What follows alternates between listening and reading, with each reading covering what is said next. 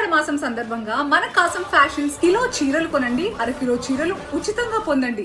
Telangana cabinet భేటీలో ఎల్నినోపై కీలక సమావేశం జరిగింది. ఎల్నినోని ఎదుర్కొనే విధంగా చర్యలు తీసుకోబోతోంది. ఈ నెల 20న జిల్లాల్లో ఇన్ఛార్జ్ మంత్రుల నేతృత్వంలో సదస్సులు జరపాలని నిర్ణయించింది. ప్రజలకు తాగునీరు, విద్యుత్ అంతరాయం లేకుండా చర్యలు తీసుకోవాలని అధికారులకు కేబినెట్ ఆదేశాలిచ్చింది. రాష్ట్రంలో ఎల్నినో ఆందోళనకర పరిస్థితులపై సమగ్ర ఎంక్వైరీ తర్వాత కేంద్రానికి సీఎం నివేదిక ఇవ్వబోతున్నారు. సీఎం రేవంత్ రెడ్డి అధ్యక్షతన జరిగిన మంత్రివర్గ సమావేశంలో రాష్ట్రంలో వర్షాభావ పరిస్థితులపై కేబినెట్ ఆందోళన వ్యక్తం చేసింది. ఆందోళనకర పరిస్థితులపై కేంద్రానికి లేఖ రాయాలని మంత్రివర్గం నిర్ణయించింది. ఎల్నినో ప్రభావంతో రాష్ట్రంలో 30% మించి వర్షాలు పడలేదని మంత్రి పొంగులేటి చెప్పారు. తాగు, సాగునీరు, విద్యుత్కు సమస్యలు రాకుండా చర్యలు తీసుకోవాలని మంత్రివర్గం నిర్ణయించిందన్నారు.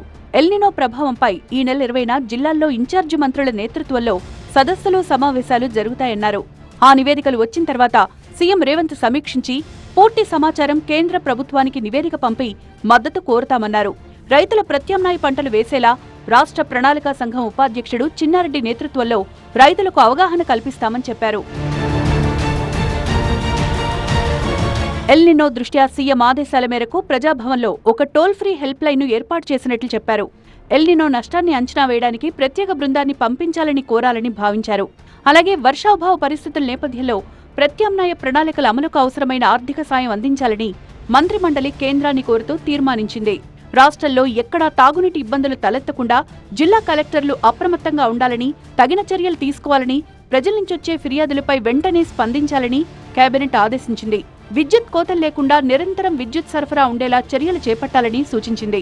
ఆరుతడి పంటల సాగు చేయాలని రైతాంగానికి మంత్రిమండలి విజ్ఞప్తి చేసింది. మున్సిపాలిటీలు, కార్పొరేషన్లలో ట్రాన్స్జెండర్ను కోఆప్షన్ సభ్యులుగా నియమించేందుకు కేబినెట్ ఆమోదం తెలిపింది. చిన్న కాళేశ్వరం ప్రాజెక్టును గత ప్రభుత్వం విస్మరించింది.